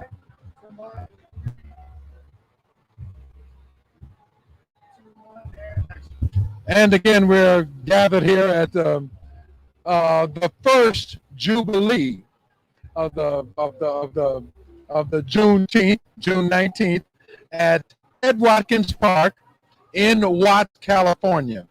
And why are we calling it the first Jubilee? Because finally, Juneteenth has been authorized, sanctified by the Congress and by our president. We gathered here with 3 artists. from the continent, as it were. And I had better have everybody introduce themselves so I don't mess up the name. My name is Aishatu Ajawara, and I am from Sierra Leone. And my name is Stobis. That's my brand name. I'm a fashion designer originally from Burkina Faso. I've been living in the youth for the past 20 years. My name is Andrea Marie, and I'm a plus model and also an interviewer. I have a program called COVID-19 and Company. Thank you so much. So the notion here, June 19th, what does it mean? What can it mean to the diaspora? What can it mean to the African continent? Madame. I think Juneteenth represents freedom for all Black people. I say Black people because you've got Africans, you've got African Americans, and then you've got Africans that are in the Caribbean. So Juneteenth means freedom for all of us. No matter where you are as a Black man, you are free. Physically, mentally free. We shouldn't let people instill in our heads that we are still slaves. And this is what's going on all over the world. We need to set it aside and know that Juneteenth represents our freedom. We are free no matter where we are. Same thing here. It's a big moment for Black people across the world, actually. We are fighting the same causes. Yeah, as you notice, I flew in all the way from Africa to come over for Juneteenth, meaning that it means a lot. You know, even if people didn't really know back in the continent what Juneteenth represents, before I came over, for example, we had different conferences where we talked about it just so we can share the history of Juneteenth and let them know that this is a great moment for Black people across the world, across the globe, across the continents, you know, and we are very happy. Whatever is going on with our Black folks in America concern Black people across the globe. So it's a great moment, and I'm glad it's now a national holiday. It's going to become an international holiday to the United Nations, to whoever acknowledges cause of Black people around the globe. And I would say it represents growth, because I think about the civil rights movement and all of those freedom fighters as we've been trying to get equal rights, as this country states that we have equal rights. So this is one step closer to equal rights for all in America. There are various celebrations, for instance, on the continent. Ghana, what, 60th, they've had their 60th anniversary. All countries have their anniversaries. And they all mean something to those people, their struggles, what they went through, and what their futures look like. How can we begin to combine these in a way? You just spoke, sir, and said that for you, Juneteenth could possibly be that unifying, simply because of what it meant for the descendants of those people in those countries in Africa. What else can we possibly do to make that kind of a thing happen? I'll start with you first, my queen. I think the first thing, Richard, we have to do is to purge our biases, purge our brains of our previous beliefs. Because now you've got all this, it's almost like sabotage, where there's this notion that Africans don't like African Americans, which is completely bogus, completely false. So I think the first thing that we need to do, we have to start with a clean slate. You know, we have to purge our brains from our previous beliefs, and then we can start having that dialogue with each other, you know, which will bridge the gap ever so much more. And then we'll all be as one, you know, and we are as one, but other folks want us to believe that, no, we're against each other, which is a lie. We are all one. So I think that would be a starting point for me. Well, you know, communication is key to everything you do on earth and life. Communication is key to every relationship, to every person on the world. We have to communicate in the sense that Africans have to open up to African Americans, and African Americans have to open up to Africans as well. And then we really have to forget what happened in the past, as far as, oh, you sold us to them. You know, no, this was in the past. You and I weren't even born back then. So we have to let that go in the past and stay there. Whatever we can do together, however we can communicate and bridge that gap, that has to happen. African Americans have to be willing to take trips to Africa, study the continent, live over there, understand culture, just like those of us who have the opportunity to come from the motherland, we also have to come here and understand. I'm sitting here right now with you. Angie is one of my models. She traveled with me all over the world. She's originally from the US. She's a girl from Brooklyn, Philadelphia, but we don't have any differences. We travel together all over the world. We do a lot of stuff together. We're black. When some of those people don't see us, they just see black folks. They don't care if you're from Africa or African American. So for that reason, we got to stand together and tell our own stories and communicate our own situations and walk hand in hand. Angie, say something about it. People here got to know that, we went above that. You and I personally, we've been all over the world together. And when we get somewhere, they don't care. Nobody says she's from New York or he's from Burkina Faso. They just see black folks, and that's it. And that's very true, Soro. And I think what's funny is people just have to have the mindset a lot like Sister Aisha was saying, that you have to have a diversity. Cultural diversity is key. That's something that's just true to my heart. From a child, I've always seek after people that were different than me because I could learn something from them. So we have to have a level of acceptance and also unity, but also education, because I think there's an ignorance, and it's just an ignorance, and it takes a little more education as far as educating one another. Because I do travel. I travel all over the world. I've traveled with Isa. I've traveled into different continents. I love Africa. I'm always in Africa. So I've been in many parts of Africa. I've been to Asia. So I've been to all the Caribbean and into the UK. So I think when we are standing united and we educate one another, we can come together and truly celebrate as people as a whole. And Juneteenth will truly spread all across the world. But Angie, the question becomes, so you're from Brooklyn. You carried yourself in such a fashion. I assumed you were from the continent. So now when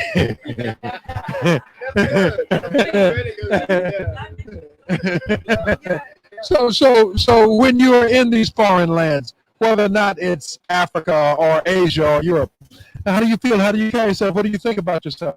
How do you see yourself in those terms? Well, I love being in different countries because it opens my mind to things, but I have to be very accepting that other cultures are different than mine. So when in Rome, they say, do as the Romans, correct? So when I go to these places, I embrace what is their culture. And I always take a little something away from it, regardless. When I come back home, whether it's the cooking, maybe I'll use a certain spice because that's what they used in Africa and I enjoyed it, or something from India. So I might try different recipes now with my food because of what I tasted in this country, or I wear the clothing. As you see, I'm wearing African fabrics from Burkina Faso, courtesy of Sorobis USA. Pronounce the name again. Sorobis USA. Sorobis. BIS? Yes. Sorobis. Sorobis. Yes. All right. So my brother, this whole notion of freedom. You found freedom perhaps in a different way than we did. Do you see any commonality though in the freedoms, or perhaps it's about what the freedoms can become for us? I don't know. I'm asking. When you think about the fact that Africa as a continent itself has been colonized by non-Africans, and somehow their minds, some of the Africans' minds have been taken away for a long time, and some of them still are by those colonies like France and Britain. It wasn't, maybe you would say it wasn't the final intention to like take their minds away, but somehow it happened. So freedom in that sense that you get your mind freed, whether you're in the US or in Africa, we all at one point have been colonized, because people came from everywhere to those African parts and oppressed some Africans right there in our continent. So that freedom has been taken away. Freedom is not just when you can just walk around and do whatever you want. If you're not free in your mind, then you're not a free person. And it was done in such a way that this nation looked like some of them minds were being taken away. And until today, you will see folks in Africa, they'll be more responsive to Caucasian culture than the African culture. And I'm trying to understand why. So that person is not freed. And we have to walk to the point that we can free that person culturally and mentally. It's not just sitting in a jail. That's when you say, oh, I'm not free. No, in your mind, if you're not free, which is where the commonality is, because yeah, we may not talk about slavery today or oppression here today in the U.S., that our minds, where are our minds? All of us, our mind needs to be free. Our minds needs to be free. Whether we're in the U.S. or whether we're in Africa on the continent, the minds need to be free. That's the commonality. So then, Aisha, coming from Freetown, having to struggle recently for freedom for life, do you look upon people who claim freedom but haven't gone through the kinds of things that your people had to go through recently? Do you look upon them differently, or do you look upon them with compassion? What is it? We're all going through the same thing, whether it's here in Compton or what. We were just having this discussion about our people that live here in Compton and Watts. They've pushed them to the corner, so there's no freedom. It's like whatever. It's like damn if you do and damn if you don't. They push them to the corner, no exposure, and all they do is just intermingle. There's nothing beyond those boundaries. So what do you expect these people to do? They are not in jail, but mentally they are in jail. They're in prison.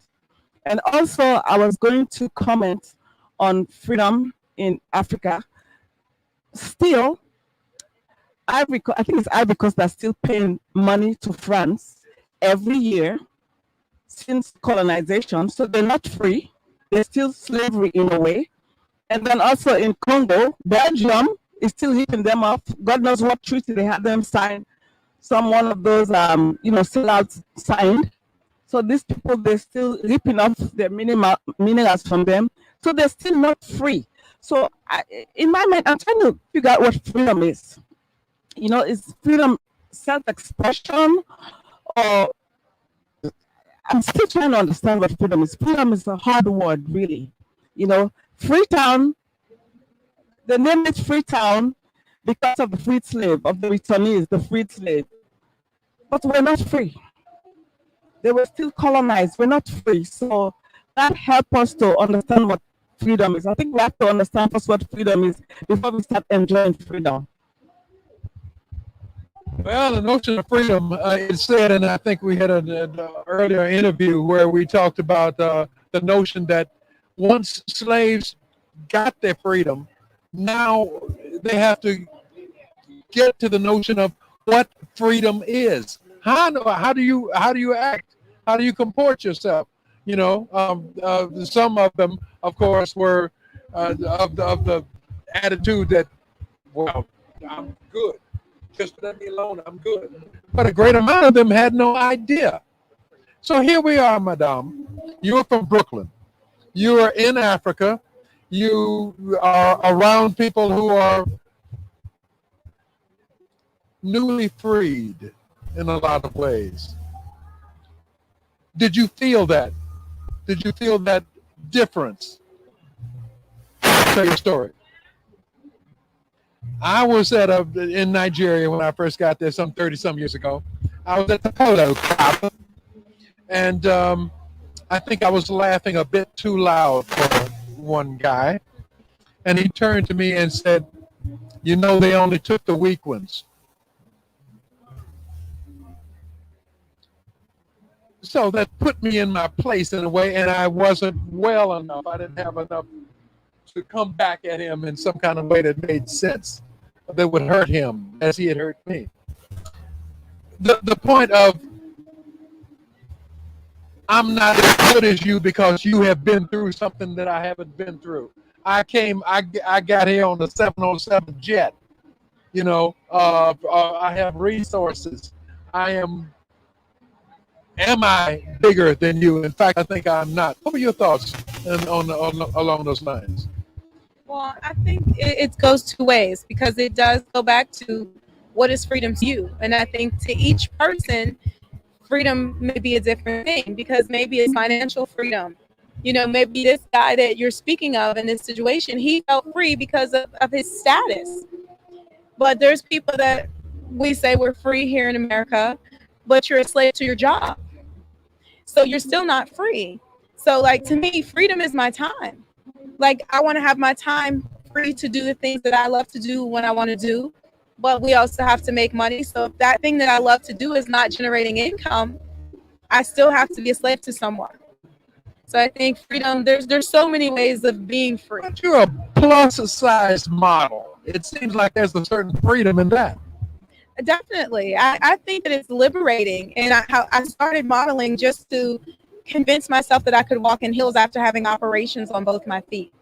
So I just went for it. I never tried it before then because people made me feel like I wasn't enough. I was torn down. I was told, oh, you're pretty to be dark skinned, or, you know, you would be pretty if you lose a few pounds.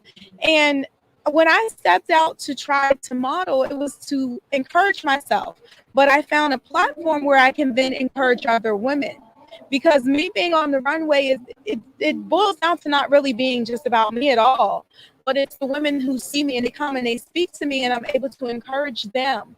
But because they see me on that platform, they feel that they can step to new heights. So it's liberating and it's a freedom in itself. Well, I said the conversation has now moved around to freedom in the arts. or is art liberating? How do you find your work in those terms? That's a long one. I like what I do. And it creates a time of liberation to my mind, my spirit. And I don't have anybody around me telling me what I need to do. Because when you have someone around you telling you what you need to do, it's not liberating. It's not you. And I enjoy what I do, and I love those moments. And it recreates me. You know, when I want to be recreated, I don't just go sitting around the beach or, you know, I want to feel like, yes, I just created a shirt. My soul is in the shirt. Myself is in the shirt. Then I feel free. I feel liberated. And when you can liberate your creativity, your mind, then when you can liberate your creativity and your mind, then you're truly a free person. Because if your brain is not working, you cannot feel that you're liberated. You know? That's it.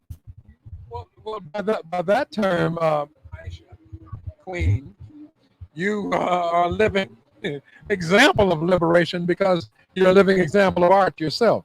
But you know that, and you've worked for that and went for that. Why?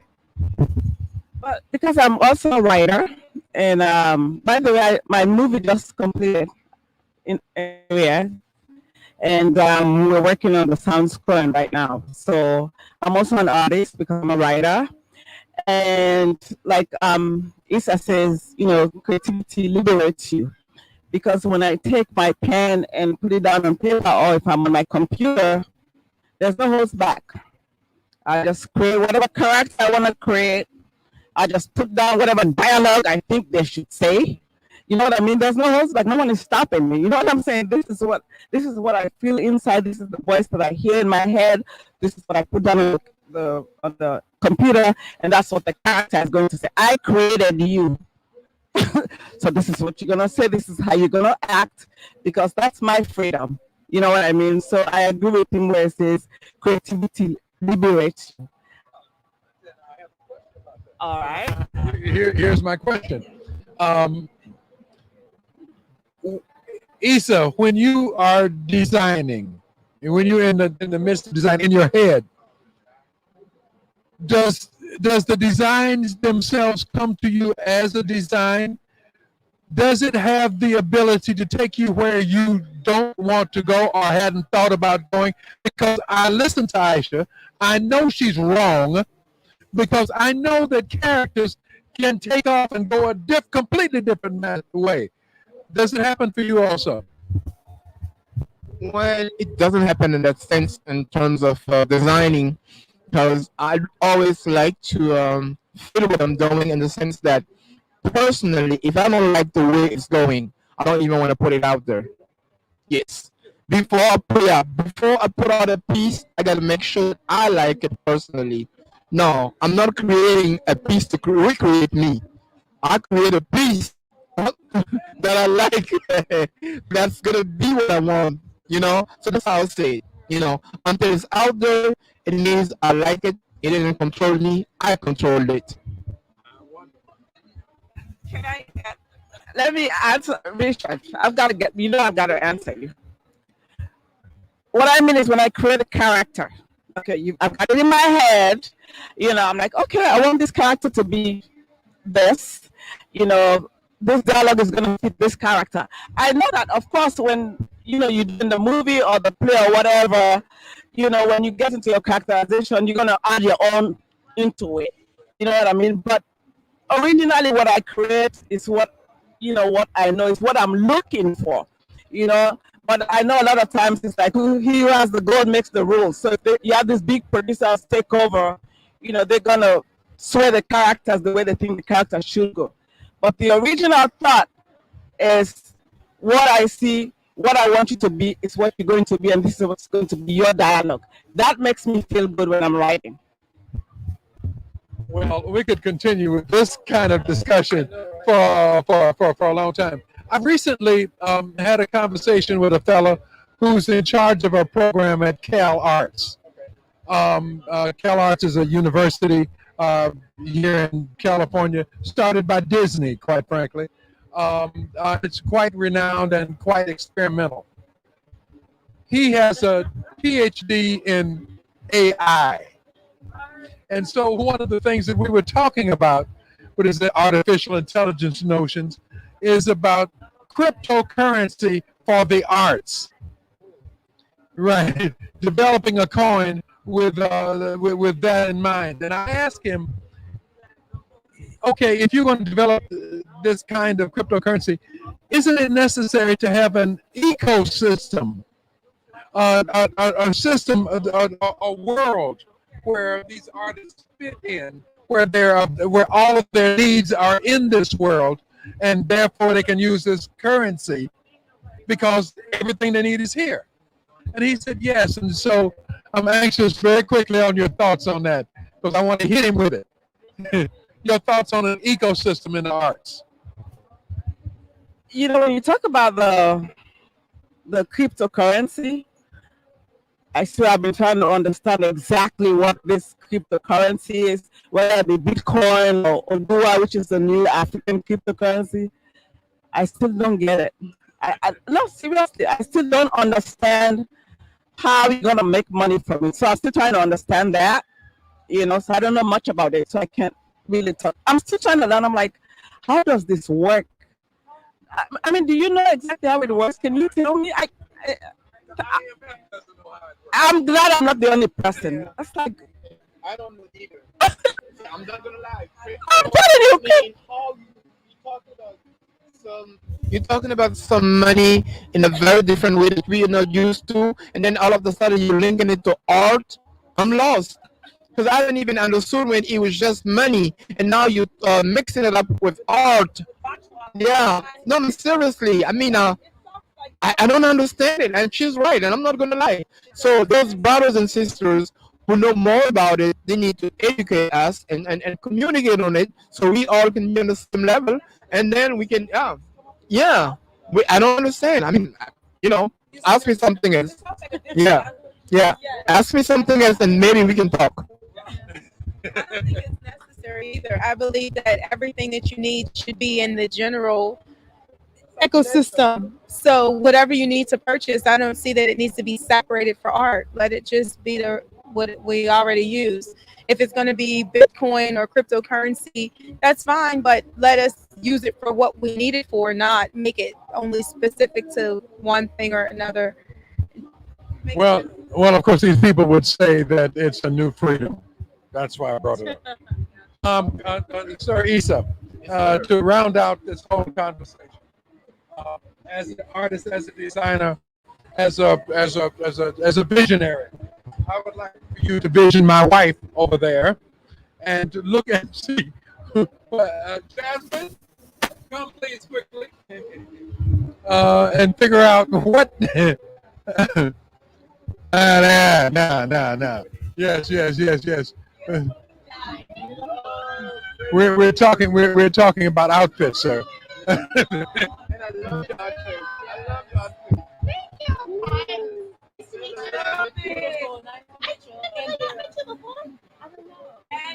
It's all over the world.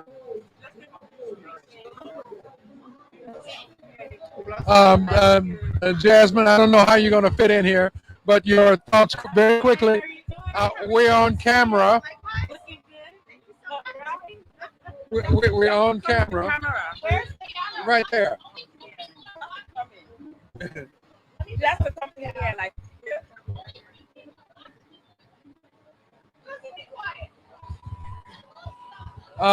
This is Angie and Issa. Issa is a designer from Burkina Faso. And of course, this is Aisha. No, you're fine. I'm good. Here we are. Look. We've been talking about freedom. We've been talking about the arts and Black people in general. We're closing down our day, I believe, here at the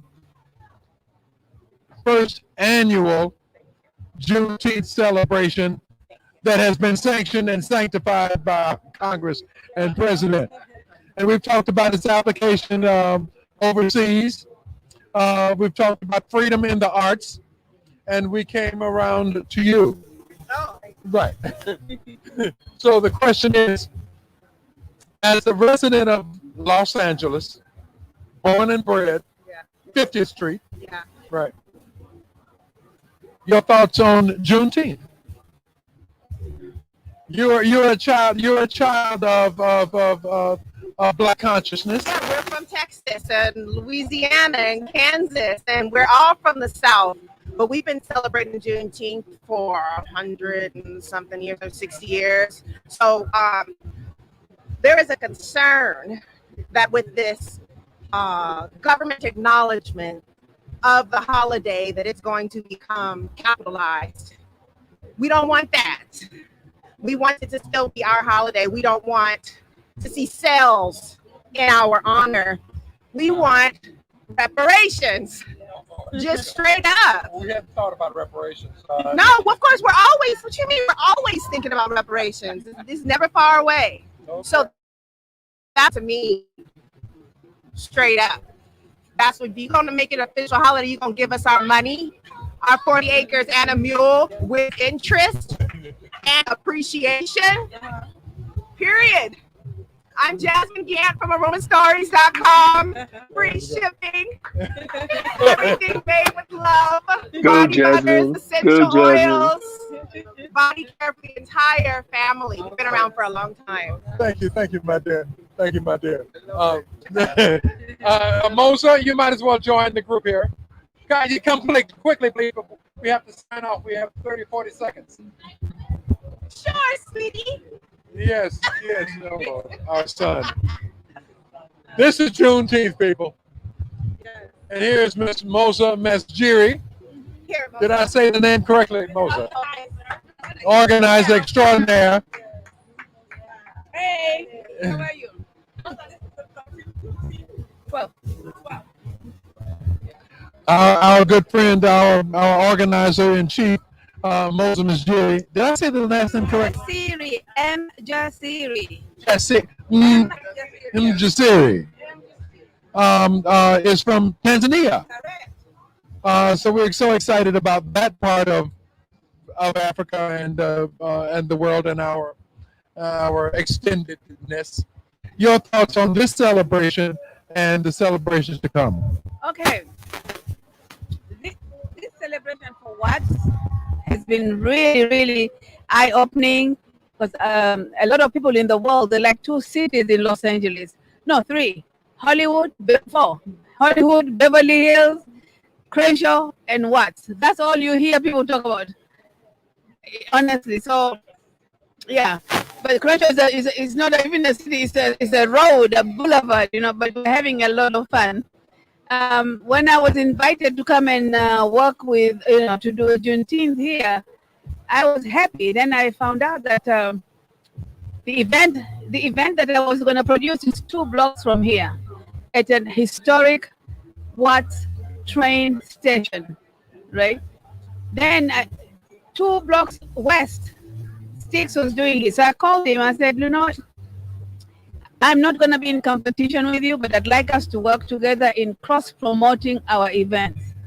There's luck would have it, and Allah is so good. I'm telling you. He said, why don't we combine it and make it one as a partnership? And I never looked back. Right. Right. Then, yes, then I was surprised that he was my friend's son for his father and I have been friends since 1987. And I knew about him in the 90s, but I never met him because he was a different mother. Then he said, "Oh no, that's my firstborn." I was like, "Wow!" And the guy and I, we talked on the phone. We only met yesterday doing the CBS interview, and we were like, "Wow!" So unity, respect, and anything else, love if you want one, and understanding, and patience can bring a lot of us together. So when I told him, I'm bringing the Burkina Faso textile information, bring them over, he said, because he didn't want to do fashion show. Next thing you know, we did the fashion show. So God is good. Issa, thank you so much. Thank you, thank you, thank you. So you're not through yet.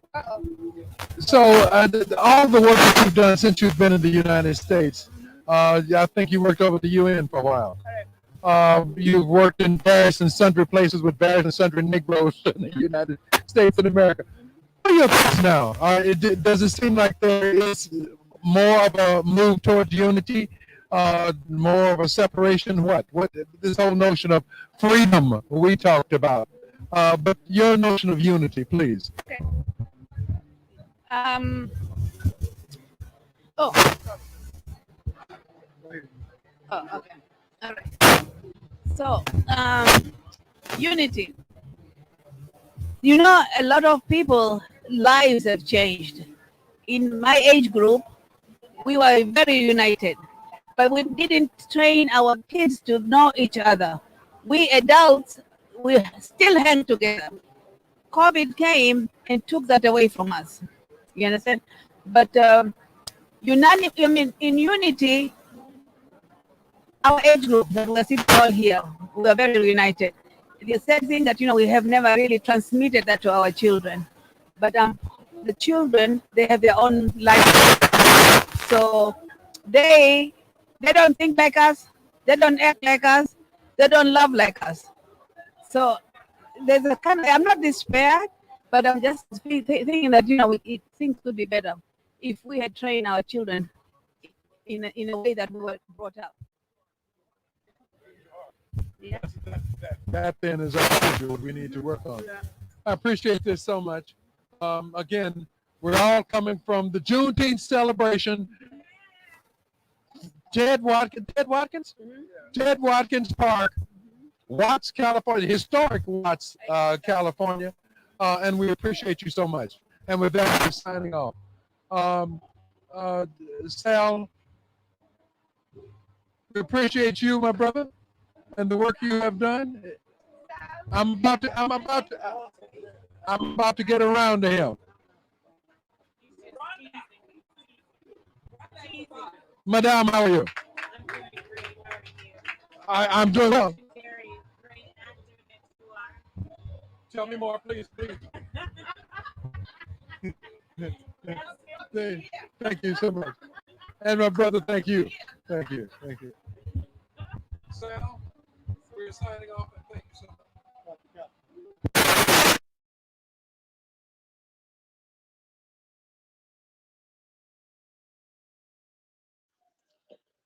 Thank you for joining us for live interviews from Ted Watkins Park.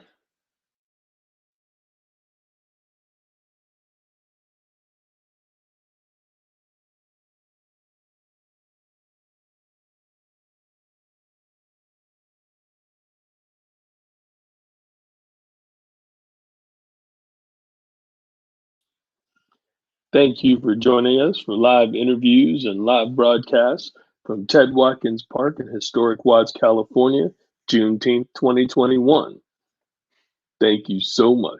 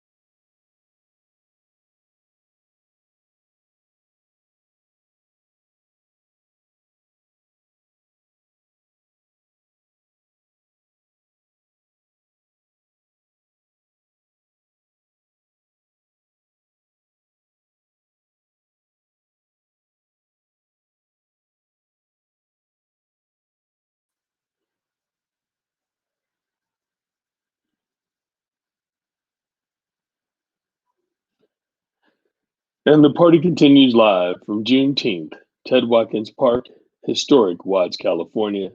Thank you so much for joining us. And the party continues live from Juneteenth, Ted Watkins Park, historic Watts, California. Thank you so much for joining us. And the party continues live from Juneteenth, Ted Watkins Park, historic Watts, California. Thank you.